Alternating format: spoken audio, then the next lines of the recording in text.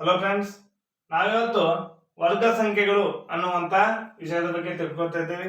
ಈಗಾಗಲೇ ನೀವು ಈ ವರ್ಗ ಸಂಖ್ಯೆಗಳ ಬಗ್ಗೆ ಹಲವಾರು ನಾವು ವಿಡಿಯೋಗಳನ್ನ ಮಾಡಿದ್ದೇವೆ.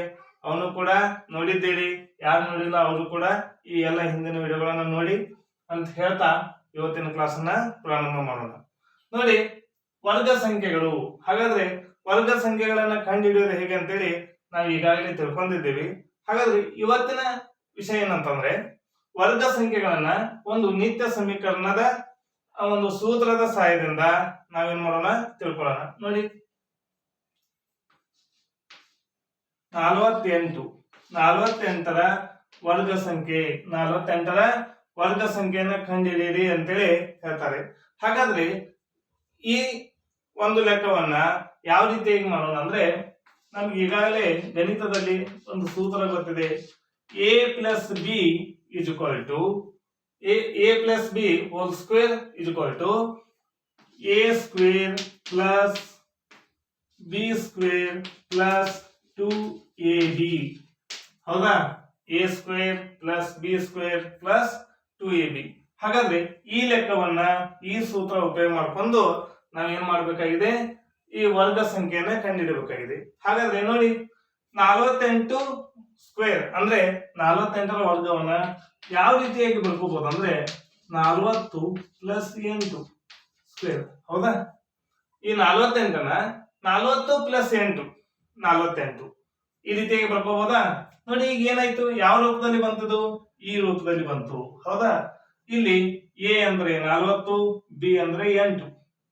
a ಅಂದ್ರೆ 40, b ಅಂದ್ರೆ 8. ಹೌದಾ? ನೋಡಿ, ಹಾಗಾದ್ರೆ ತುಂಬಿ ಬಿಡೋಣ. ಹೌದಾ? ಬನ್ನಿ, a ಸ್ಕ್ವೇರ್, a ಅಂದ್ರೆ ಎಷ್ಟಾಗಿದೆ? 40. a ಅಂದ್ರೆ ಎಷ್ಟಾಯ್ತು? 40 ಸ್ಕ್ವೇರ್ ಪ್ಲಸ್ b ಅಂದ್ರೆ ಎಷ್ಟು ಹೊಂದಿದ್ದೀವಿ ನೋಡಿ? 8. b ಅಂದ್ರೆ 8 ಸ್ಕ್ವೇರ್ ಪ್ಲಸ್ ಈಗ 2ab ಅಂದ್ರೆ 2 ಗುಣಾಕಾರ a ಗುಣಾಕಾರ b ಅಂದ್ರೆ ಇಲ್ಲಿ ಮಧ್ಯದಲ್ಲಿ ಏನಿರ್ತಾ ಇದೆ ಅಂದ್ರೆ ಗುಣಾಕಾರ ಇರ್ತಾ ಇದೆ. ಹಾಗಾದ್ರೆ 2 ಗುಣಿಸು a ಅಂದ್ರೆ 40 ಗುಣಿಸು b ಅಂದ್ರೆ 8. ಹೌದಾ? ನೋಡಿ, 40ರ ವರ್ಗ. ಹಾಗಾದ್ರೆ ನೋಡಿ, 4 4 16 2 0. ಹೌದಾ? ಹಾಗಾದ್ರೆ ಎಷ್ಟಾಗ್ತಾ ಇದೆ? 1600 ಪ್ಲಸ್ ಅದೇ ರೀತಿಯಲ್ಲಿ 8ರ ವರ್ಗ 64. 8ರ ವರ್ಗ 64 ಪ್ಲಸ್ ನೋಡಿ, 2 4 8 8 8 64 ಒಂದು 0 ಅಂದ್ರೆ 640 ಆಗ್ತಾ ಇದೆ. ಹೌದಾ? 2 4 8 8 8 64 ಮುಂದೊಂದು 0 ಇದೆ, 0 ಇಡ್ತಾ ಇದ್ವಿ. ಹೌದಾ? ನೋಡಿ, ಈಗ ಏನ್ ಮಾಡ್ಬೇಕು? ಕೂಡಿಸಿಬಿಡುದು. ಇದನ್ನಷ್ಟು ಈಗ ಕೂಡಿಸಿಬಿಡುದು. ಬಿಡಿ ಸ್ಥಾನದಲ್ಲಿ ಏನಿದೆ ನೋಡಿ, 0 4 0 ಕೂಡಿಸಿದಾಗ 4 ಆಯ್ತು. 10ರ ಸ್ಥಾನ 0 6 ಪ್ಲಸ್ 4 6 4 10 ಆಯ್ತು. ಕೈಲ 1.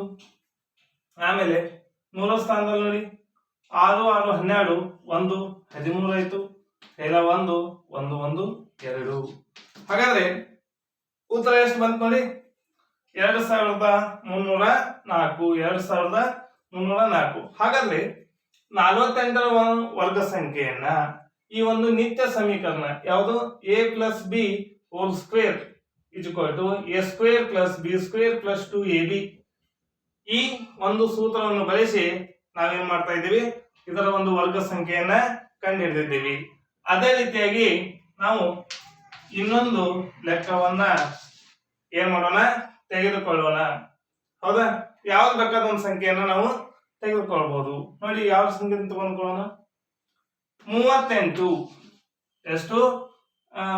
ಬೇಡ, ಬೇಕಾದ ಯಾವ್ದು ಬೇಕಾದ ಸಂಖ್ಯೆ ತಗೊಳ್ಳಿ. 37 ಅಂತ ತಗೊಳ್ಳಿ. ಹೌದಾ? ಹಾಗಾದ್ರೆ 37ನ್ನ ಹೇಗೆ ಬರೀಬಹುದು? 30 ಪ್ಲಸ್ 7 ಹೋಲ್ ಸ್ಕ್ವೇರ್. 30ನ್ನ ಯಾವ ರೀತಿಯಾಗಿ ಬರೀಬಹುದು? 30 ಪ್ಲಸ್ ಹೋಲ್ ಸ್ಕ್ವೇರ್ ಅಂತ ಬರೀಬಹುದು. ಹಾಗಾದ್ರೆ ಇಲ್ಲಿ 30 ಅನ್ನುವಂಥದ್ದು ಏನಾಗ್ತಾ ಇದೆ? a ಆಗ್ತಾ ಇದೆ. 7 ಅನ್ನುವಂಥದ್ದು ಏನಾಗ್ತಾ ಇದೆ? b ಆಗ್ತಾ ಇದೆ. ನೋಡಿ, a plus b whole square is equal to A square plus B square plus 2ab. ಹಾಗಾದ್ರೆ ಎ ಅಂದ್ರೆ ಎಷ್ಟು 30 ಸ್ಕ್ವೇರ್ ಪ್ಲಸ್ ಬಿ ಅಂದ್ರೆ 7 ಸ್ಕ್ವೇರ್ ಪ್ಲಸ್ ಎ 2 ಇಂಟು 30 ಗುಣಿಸು 7. ಹಾಗಾದ್ರೆ ಎಷ್ಟಾಗ್ತಾ ಇದೆ ನೋಡಿ, 30ರ ವರ್ಗ ಎಷ್ಟಾಯ್ತು 900 ಆಯ್ತು ಪ್ಲಸ್ 7ರ ವರ್ಗ 49 ಆಯ್ತು. ನೋಡಿ 7 8 14 14 42 ಇದೊಂದು 0. ಹೌದಾ? ಹಾಗಾದ್ರೆ ಈ ಒಟ್ಟಾಗಿ ಇವನಷ್ಟು ನಾವು ಏನ್ ಮಾಡಿಬಿಡೋಣ, ಕೂಡಿಸ್ಬಿಡೋಣ. 0 9 0 ಅಂದ್ರೆ 9 ಆಯ್ತು. 10 ಸ್ಥಾನದಲ್ಲಿ ನೋಡಿ 0 ಇದೆ 4 ಇದೆ. ಹೌದಾ? 4 2 6 ಆಯ್ತು. 9 4 9 4 13. ಹಾಗಾದ್ರೆ ಎಷ್ಟು ಬಂತು 1369. 37ರ ವರ್ಗ ಸಂಖ್ಯೆ 1369. ಹಾಗಾದ್ರೆ ಇವತ್ತು ನಾವು ಏನ್ ಮಾಡಿದ್ದೇವೆ, ಈ ವರ್ಗ ಸಂಖ್ಯೆಗಳನ್ನ ಈ ನಿತ್ಯ ಸಮೀಕರಣ a plus B whole square is equal to a square plus B square plus 2ab ಇದನ್ನ ಬಳಸಿ ಈ ಲೆಕ್ಕಗಳನ್ನ ಕಂಡುಹಿಡಿದಿದ್ವಿ. ಈ ವಿಡಿಯೋ ನಿಮ್ಗೆ ಇಷ್ಟ ಆದ್ರೆ ಲೈಕ್ ಮಾಡಿ, ಶೇರ್ ಮಾಡಿ. Thank you.